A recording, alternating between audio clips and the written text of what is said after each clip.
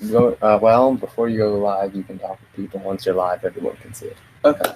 Okay. So welcome viewers to NHS Tech Talks Live Episode 1. Today's episode will be available on our channel, which will be linked in the description and posted on Twitter. I'm David Pearl. And I'm Henry Blanchette. And we're both seniors at Northgate High School in Walnut Creek, California. We're both part of the Student Help Desk. Our guests today are Miss Jenn Scheffer and Timmy Sullivan. So today we'll be discussing with Miss Scheffer about her role in the project-based elective course of the Student Integration and Innovation, known as the famous Burlington Help Desk. Okay. So, Ms. Scheffer, before beginning, would you please give us a brief bio? Sure. Thanks for that introduction, calling us famous. That's pretty cool. I'm Jenn Scheffer. I'm the mobile learning coach here for Burlington Public Schools. We're in Burlington, Massachusetts, about 20 minutes north of Boston. I'm also the instructional technology specialist here at the high school. I am a certified Google trainer. I'm also the Massachusetts Google Education Group leader, and I'm a member of the Twitter chat moderation team for digital citizenship, and I run our Help Desk program. Okay, cool. And Timmy, how long have you been a part of the Help Desk? This is my second year in HelpDesk. Okay. All right. Oh, sorry. All right. Anyways, all right. Thank you both again for joining us. So I guess the first question would be, would you talk about the origins and the evolution of the Burlington Help Desk and how it differs from a mainstream classroom? Sure. Our Help Desk program started in 2011 when we went one-to-one with iPads here at the high school. It was initially the idea of our principal at the time, Patrick Larkin, along with our IT director, Bob Kuna, and Dennis Villano, who's now our director of instructional technology. He was a media library specialist at our middle school.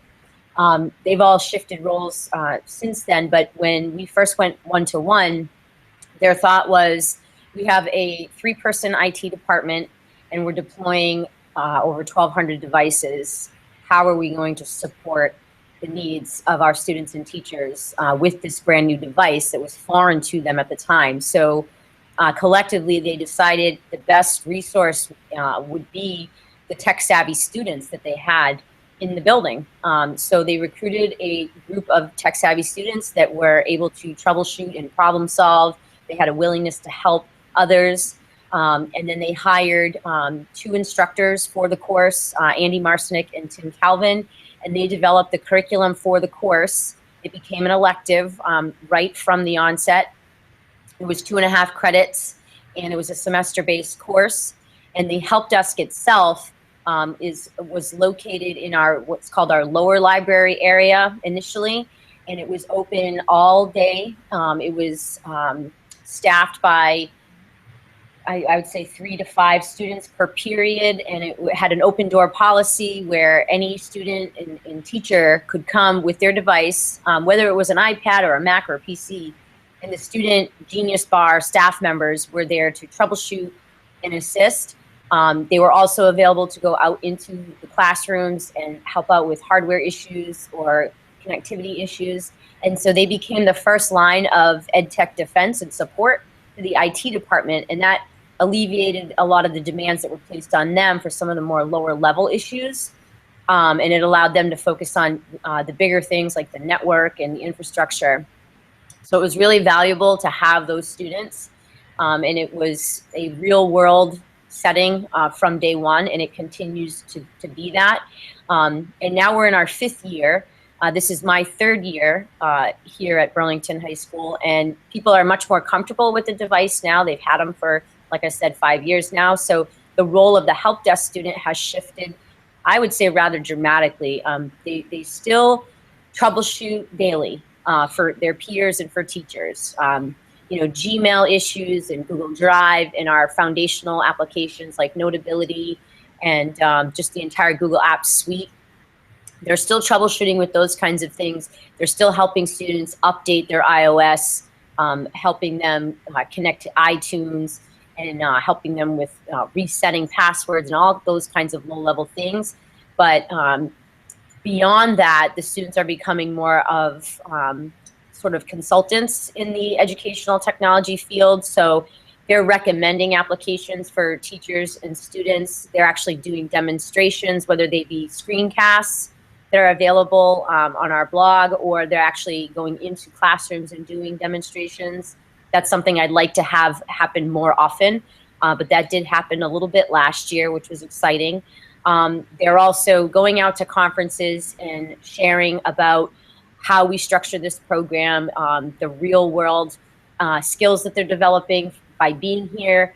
And they're also pursuing individual learning endeavors now, which is a 20% time project that I developed 2 years ago. And that allows them to explore their own personal passions that are generally aligned to technology in some way, shape, or form. So that's kind of how it's changed. We still are staying true to the foundation and the origins of the program, but it's expanded since then. And it's given students a lot more opportunities. Okay, all right, thank you. Sure. Just a quick question. What is the student body size for Burlington High School? There's about 1,200 students, between 11 and 1,200 students for enrollment. Okay. Okay. Well, the next main topic is that we know that IT is a large part of the Help Desk program and fixing computers and like we were talking about. But starting from that at the base of students, what sort of problems did you encounter at the beginning? A lot of what I saw last year was, my email's not working, or maybe I don't know how to check my email, which surprised me a lot, how most people aren't that receptive to email. A lot of things with their compatibility between two applications. How do I get something from Notability to Classroom, or how do I like share it with someone? Now I think the issue that I see the most is kids with the Wi-Fi. They have some like Wi-Fi connectivity issues. So it's more, it's evolved from like the basic, how do I do this, to more like I can't connect to the internet. Hmm. So our students will troubleshoot that. They work in tandem with the IT department, and collectively we troubleshoot those issues for the students. It is, I would say, sporadic, and there's a small percentage of kids that have issues connecting, because one of the greatest things about our school, I think, there's many great things, but our infrastructure is ironclad. We have a very, very strong network. It's lightning fast. And I know this because I've taught in other schools that don't even have Wi-Fi at all. Here it's just really, really fast. And I think, that's why technology adoption is happening here. District-wide, it has happened because people can connect. It's reliable. If you can't connect to a network, then frustration and, people get discouraged. Why should I try this technology if I can't even connect? If it takes, forever to log into a computer, if I can't connect my iPad to the Wi-Fi, what's the point?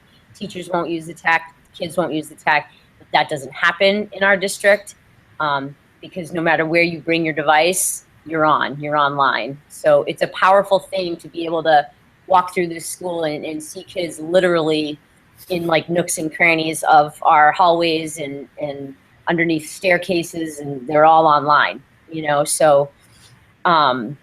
Yeah, it's incredible how far that's come in the time that I've been here. It's still probably one of the things I see the most, but it has gone down incredibly. My freshman year, walking from class to class, you would lose Wi-Fi instantly.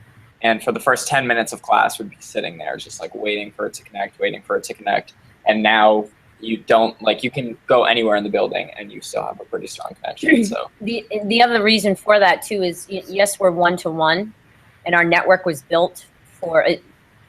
4 years ago when it was initially built, it was built for one-to-one, but we're not one-to-one anymore, really, because many teachers and students are bringing personal devices into the building. so that everyone has a smartphone. We're everybody, like 5 to 1. Yeah, so everyone's bringing their own personal device, and so our IT department realized the strength of the network, needed to be examined, and a lot of new access points were added in classrooms and throughout the building so that, all of the devices could be supported. So, but like Timmy mentioned, a lot of the issues now, Google Classroom has been adopted pretty extensively, and there were some bugs with the workflow between that app, and Notability is a big one. And so my students were troubleshooting that, pardon me, quite a bit at the beginning of the year, and helping students understand how to submit their work digitally. And I think as more teachers are using different types of apps, that seems to be the big issue, is how do you get this product that you made in this app, whether it's a movie or a audio, how do you get it into Classroom? So that's what me and a lot of my students are doing. And then we're also just spreading the word about possibilities. We believe in the Google Apps Foundation, but we're also, when something new comes along, we want to spread the word, and we want people to know that this has potential for your classroom and your content area. Okay, thank you. And I guess leading right into that, we would be interested to understand what the trust level between students, teachers, and the administration is.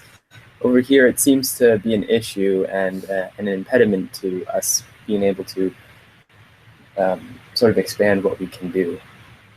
That's unfortunate. I think, what you're talking about when you use the word trust is you're talking about a philosophy, I think, in a leadership philosophy. And, here, I think it comes from the top down, which is refreshing and empowering as a teacher to have the support of the administration, and I'm talking from the superintendent, all the way down, to have this mindset that, you know what, I'm just gonna give you the resources that you need and then get out of your way, and let you do what you do best. And literally those are the kinds of things that our leadership will say here in the district. And the level of morale and motivation that I personally have as an educator, knowing I have that type of leadership, it's like nothing I've ever experienced before. I've taught in multiple districts, and it's a philosophy that works. There's a tremendous amount of autonomy here, and trust. So, but it goes from the top all the way down to the students. I mean, when we first went one-to-one, they trusted the students so much, they valued their opinions so much that they said, what kind of case should we buy for the iPad? And the students said, none. They said, don't buy a case, because no matter what you buy, we're not going to use it. We're going to want to buy our own case, because we want to personalize our device, because everybody has different tastes and styles when it comes to their case. And that saved the high school like $25,000. So they said, okay. So every student gets. In fact, we have a new student that's transferring in. They get the iPad in a box. You see it in a box just like this, and then the student can, go out and buy whichever case they want. So trust here is huge, and I think because students are trusted as well, the disciplinary issues that administration has to deal with are pretty minimal. This is a very respectful student body, and I think they feel as though they're treated like young adults. There's high expectations of the students by teachers and administration, and I think the students always rise to the occasion. I'm always floored when I go to school-wide assemblies at the behavior of the students. They're very respectful, and it's really great to be a part of this community. Students are trusted to use social media as well. And all that being said, we use this IT ticketing system called School Dude, and help desk students do not have access to that system. And it's not that they're not trusted per se, it's just that you're getting into some administrative issues and some kind of high level things. So we kind of filter that process, where I would look at the tickets and then I would say, okay, Timmy, can you go out and help, this teacher with this issue that they've listed in School Dude. So that's the communication process with that. Other than that, I feel as an educator very trusted and empowered, and I'll let Timmy talk about his perspective as a student. In terms of like what we can access online, it's pretty wide open, and I think that that's really empowering, because a lot of what we cover in class can be learned, or it can be there are a lot of things online that can add to what we're learning in class.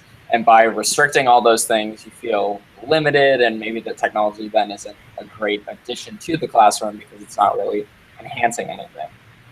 So I really enjoy having the freedom to go online. And I think that it really shows students that you can be online and have these tools and not exploit them.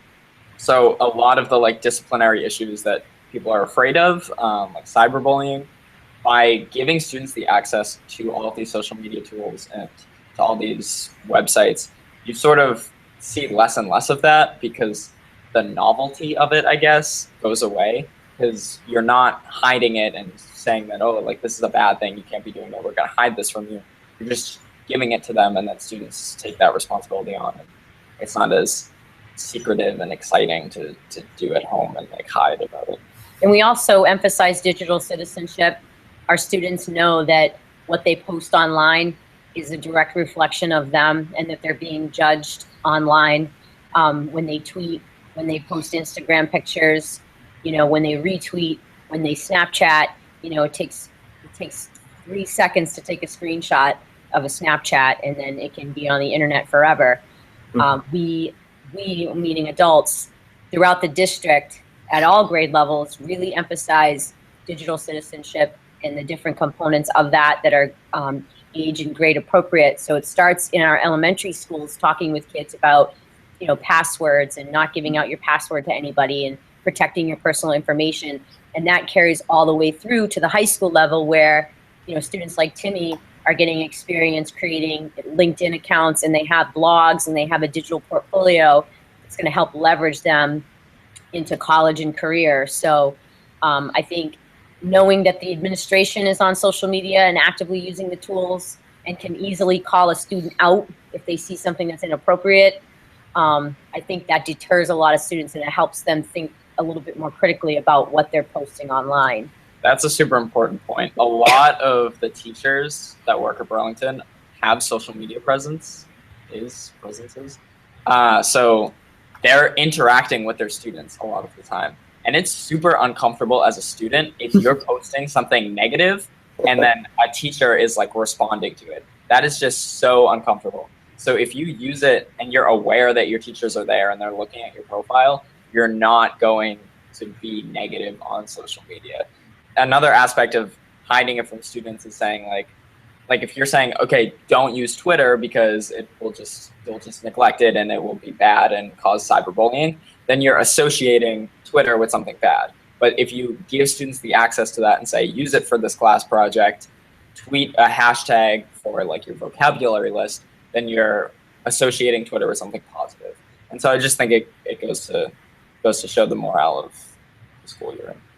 Right. And to your point, here everything is blanketed with restrictions when it comes in. I don't know about how your iPads are deployed, but yeah, we have restrictions. And so it sort of gives the connotation that, wow, you can't do any of these things. You can't even take a screenshot on any of the iPads. It's prohibited.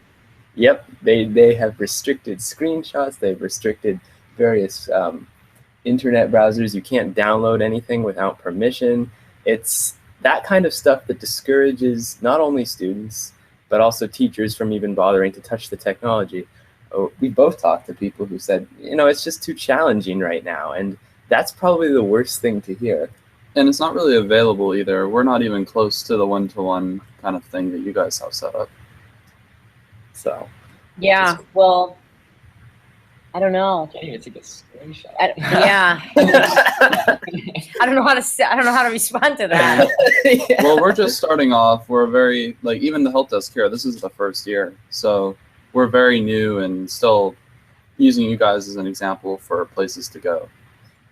for sure. Well, thanks. Yeah, I mean, there's quite a few tech teams. I know that's a question later on, but I can give you some leads for some other programs to look at. But I mean, when you lock a device down like that to that extent, it's kind of defeats the purpose of giving the device to, you know. Yeah. Screenshots are like our bread and butter, you know. Like a lot of times, if a student comes in and has an issue with an app or something, I'll say, "We'll take screenshots of everything just in case, you know, this product goes away. You know, you'll have the screenshots, you'll have the proof that you did it. It'll be in your camera roll." So we would, I don't know if we could function without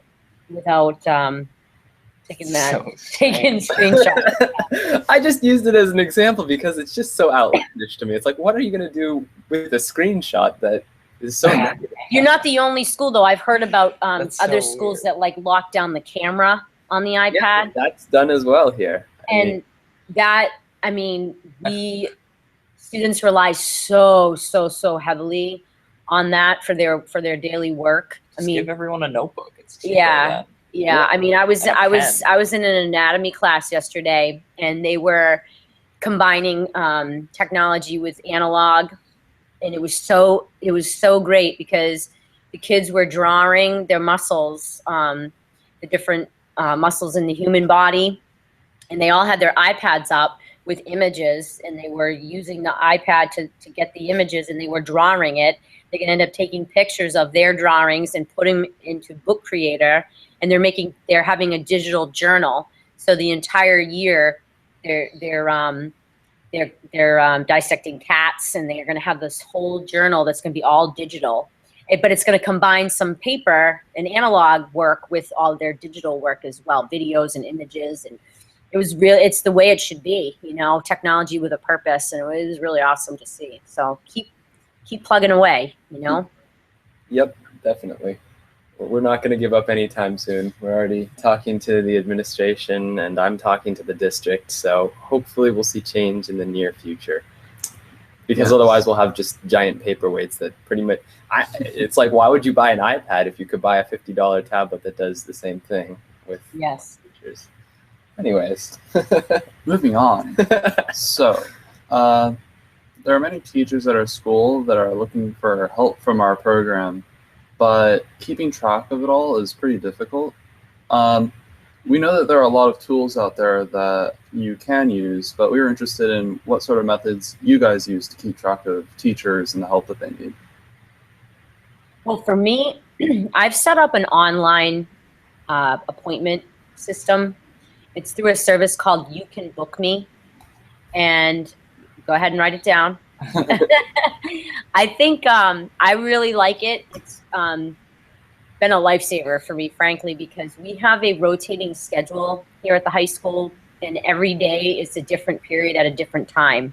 So scheduling is very, very challenging for me in my role because I'm supposed to be available for everybody in the school. Ever since I brought in the You Can Book Me service, it's on my email signature. It's jscheffer.youcanbook.me. Faculty click on that. It brings them to a form. It is similar to a Google form, and they just fill in the information, how long their appointment is going to be, where it's going to be, their room, their school, because I can go to other schools as well. And then the topic of our meeting, and it automatically goes onto my calendar. So it's integrated with my Google Calendar, and it keeps me on track. Our conversation was booked on my calendar, like, you know, even though it wasn't through the You Can Book Me. But for me, that's been fantastic. And when there's an automatic record of who I'm meeting with and why I'm meeting with them. So that's kind of how I've been keeping track of it.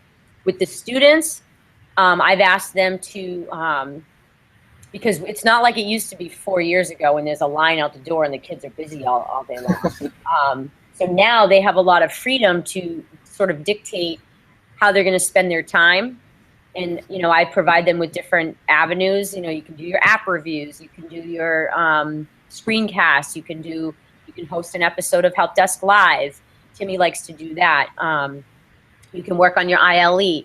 And so I don't necessarily say, Monday you're doing this, Tuesday you're doing that, and so on and so forth. The kids get to decide what they're going to do.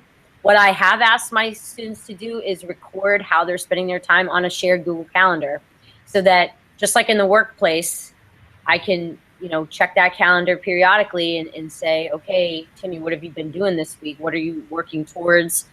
Where's the evidence of your progress? What goals have you set for yourself? It's not, you come down to help desk and it's a study hall just because there's nobody walking in. There's always something to be done. There's always new technology coming out. You should be reading, you should be researching, thinking of new ideas. I have a student that has an Apple Watch, and then I have a colleague who has the Android Watch. So I said, oh, let's do an Apple versus Android Samsung watch thing or whatever. And they said, yeah, that'd be great. So we're going to be doing that. And we're going to be, video.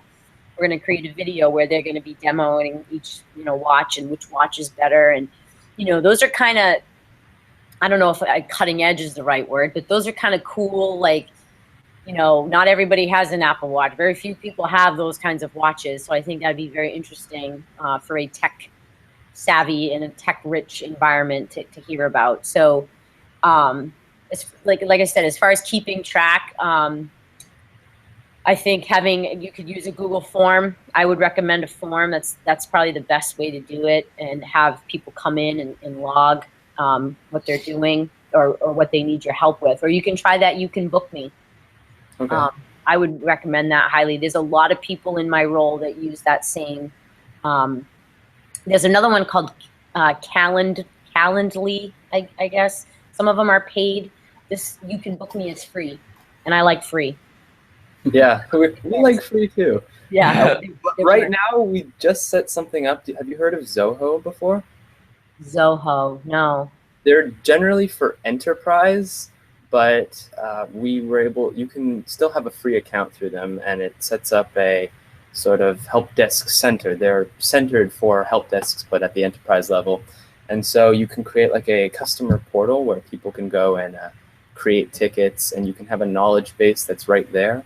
So we're going to give that a shot, but I definitely want to check out You Can Book Me too. It sounds fantastic. So. Yeah, it's simple. I like simple, and I think about the user. They just put in their information. Done. It's seamless, and it was pretty easy to set up. So I'm going to check out Zoho. How do you spell that? Zoho. Okay. Great. Definitely a lot of fun. Okay. You want to take the next one? Why don't you take it? Okay.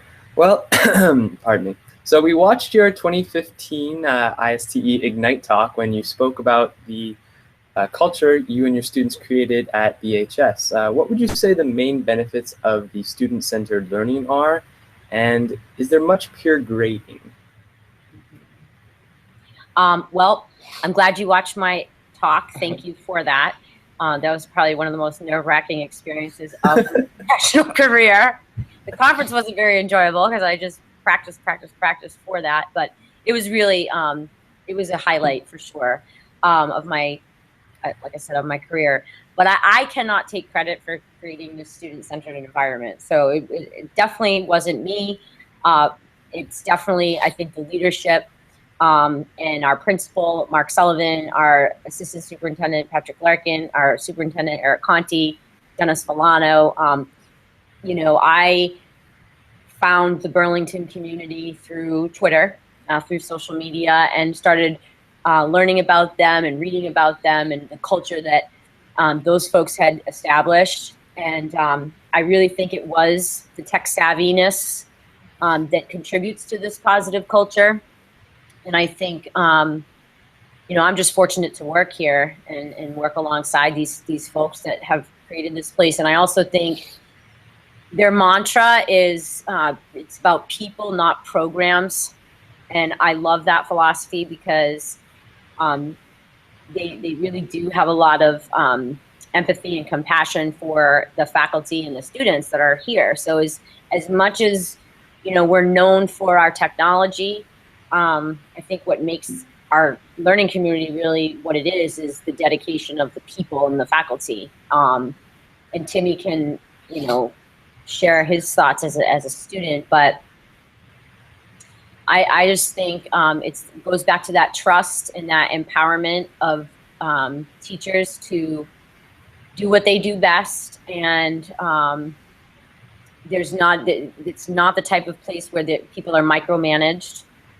There are school environments that are like that. There are school environments where the leaders function more so as managers, where they control resources and they control people. And then there's leadership, and leaders inspire and they motivate and they create other leaders. And I've had more leadership opportunities in this role than I've ever had in 15 years as an educator. There's a yes culture here too. Very rarely are you told no, because the administration knows that what you want to do is for the benefit of your students. So why would they deny that? Why would they say no? They'll always make it happen. They'll figure out a way to make it happen. So that yes culture is something that we have that's a positive thing for us here as well. Peer-to-peer grading. I mean, Timmy's the one that's in the classroom, so he can talk about that. And the student-centeredness. I don't think we do a lot of like formal peer-to-peer grading, just because we don't really have like formal assessments. But in terms of like informal peer-to-peer grading, I guess everything we do is online, so you know that people are looking at it all the time, which I think adds pressure to do really well, and that's like a form of motivation, because everyone else is looking at what you're doing. In terms of the class being student-centered, I feel like that's also another motivator, and you really get a lot of meaningful work done, because it's not like a typical, like I said, we don't have formal assessments. So you're not really going through the motions and doing homework assignments and then taking a test and then maybe not really learning anything, but you're finding a project that you're passionate about and that is going to influence the school's community, and you stick with that and you learn through that project. So for example, my independent learning endeavor is to build a machine for our 3D printer that will melt the filament plastic back down into usable filament again. And so that's something that has combined practical applications of physics, of chemistry, of English and business, because I have to do grant applications. And that's something that is working to benefit our school. So that's a project that I've taken on that isn't really why am I doing this? It has a purpose. It's showing like clear application. And it's something that I know people are expecting from me. So it's something that I'm more motivated to do. Okay, very interesting. Yeah. We have a 3D printer here that we've gotten recently as well. Still figuring it out. Yeah. It's pretty cool. So, next question. We've seen what you do, some tech savvy nights for parents. Could you talk more about that? Yeah, sure. That started, I want to say, right when we went one-to-one also.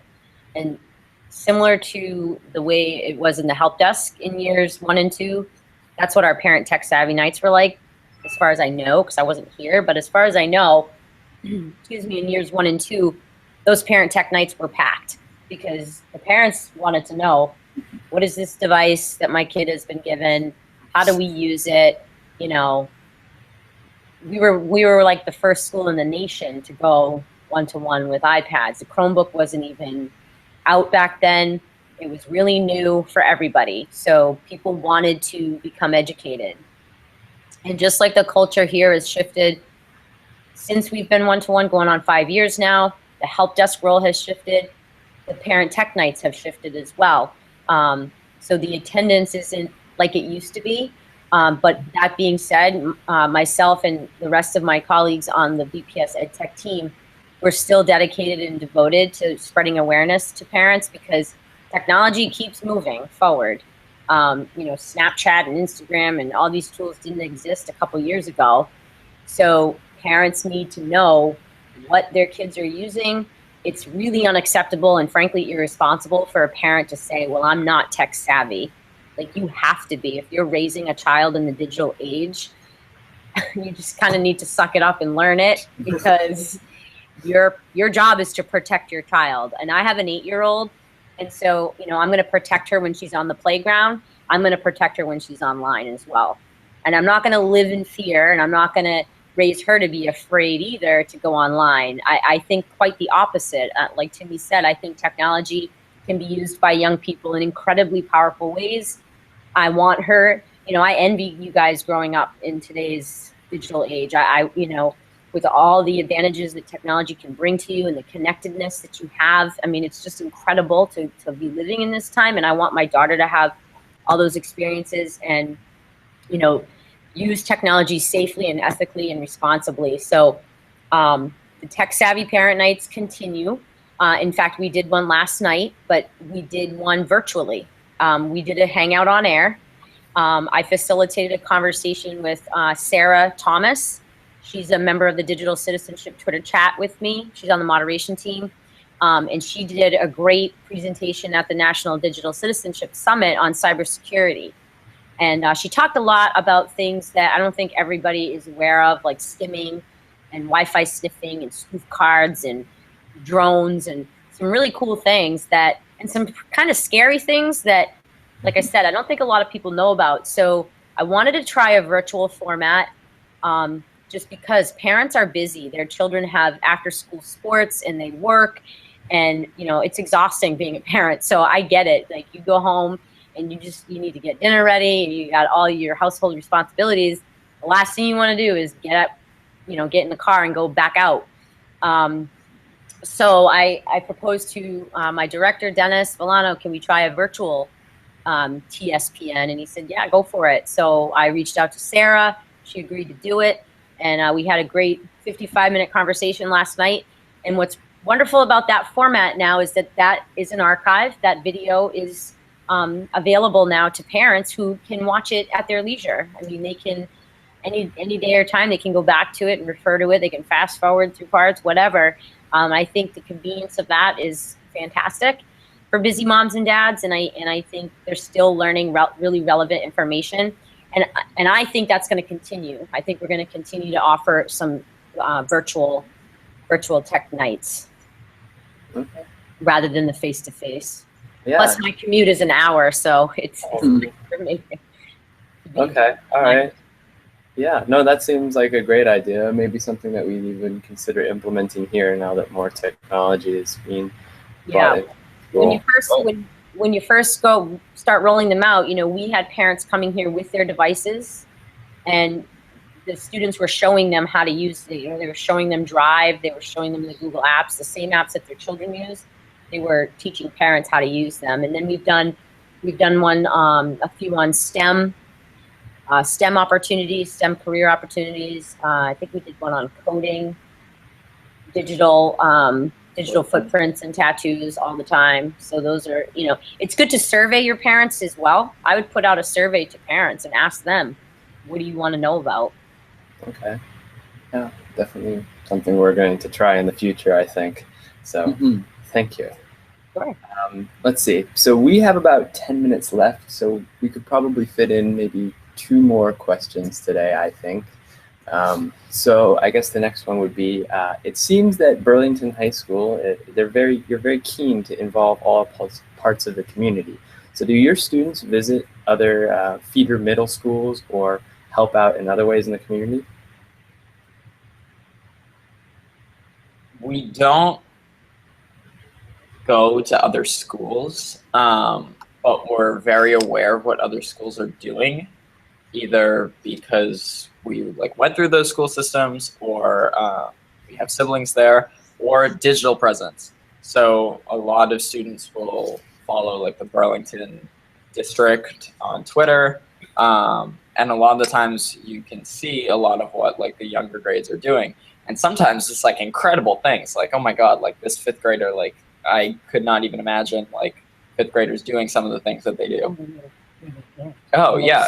So for example, some teachers at 2 teachers at the middle school were working with their students to show practical applications of the 3D printer. There's a science teacher and a tech ed teacher, and a project that they adopted was to make a hand for this boy who was born without a hand. And so his medical insurance didn't cover it because he was a birth defect.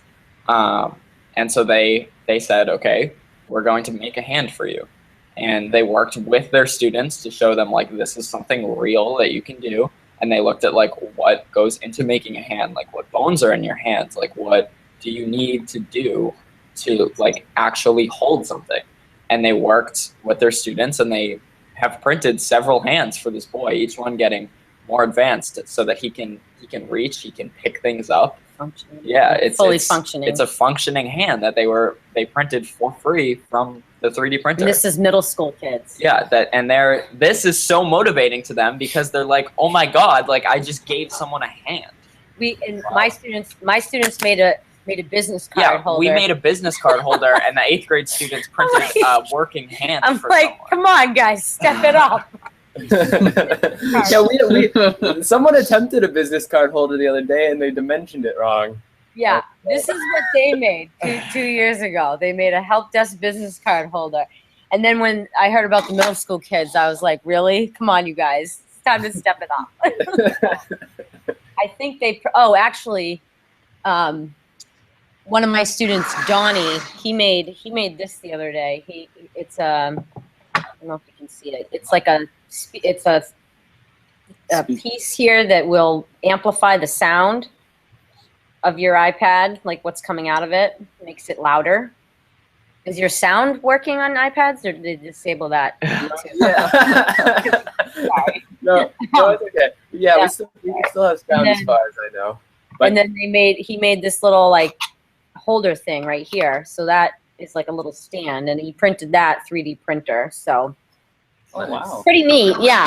And they just go next door. We have a makerspace next door, and it's, I referred to it as the graveyard the other day because not too much is going on in there. So I said, we gotta, we don't want to spread ourselves too thin, and we want to be realistic. And when we set a goal, I'm the type that if we set a goal, we're going to achieve it. And so that we have to really focus on that makerspace. And even if it's just a space for the students in the help desk, that's fine. I really want it to be like a student-led, student-driven, just like this space. I want that makerspace to be like that place for them to collaborate and create. And that's been a challenging aspect of the program to get off the ground, if I'm being, totally honest. So I like it though when I see them in there and I don't know what they're doing.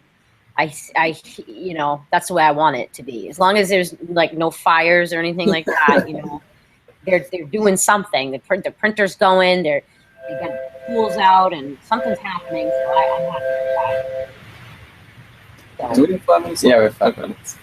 All right, then. Very interesting. I'll move on to the last question.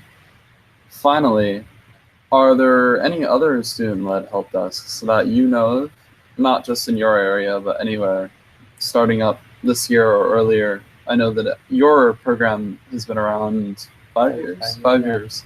So I can't imagine that there are too many quite yet. But is there any way that perhaps we could contact them, that we could talk to them? And is it also possible to speak with more of your students in the coming months as we continue our journey?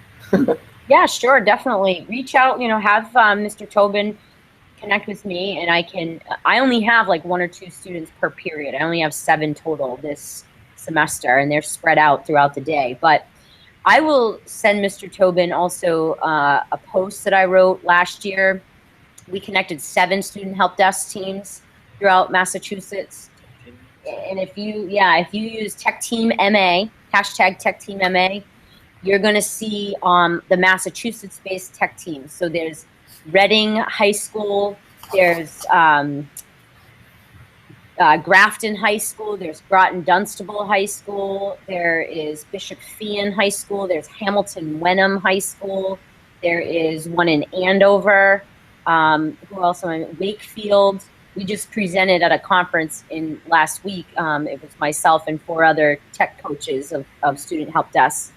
So then there's one in Maine that's fantastic, and the idea for the Help Desk live show came from him. His name is Kern Kelly. Kern, Kelly, and he runs, him and his students run a help desk. They do a show like this called the Tech Sherpa Show.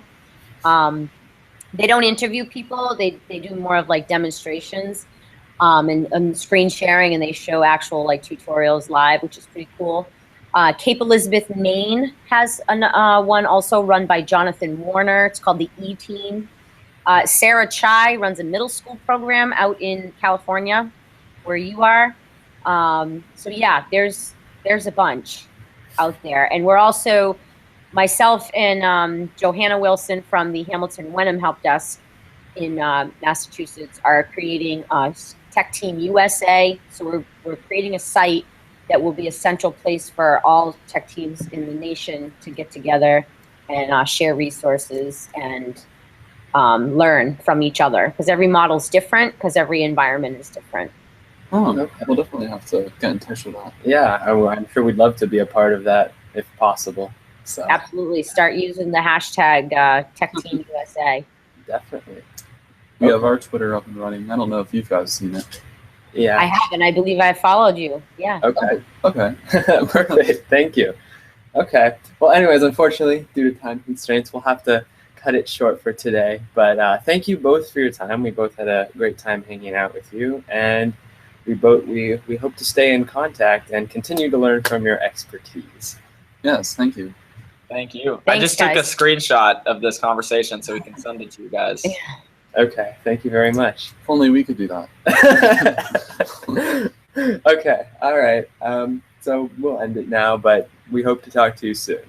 All right. Anytime, guys. Thank you. Have a good one. You too. Bye-bye. Bye-bye.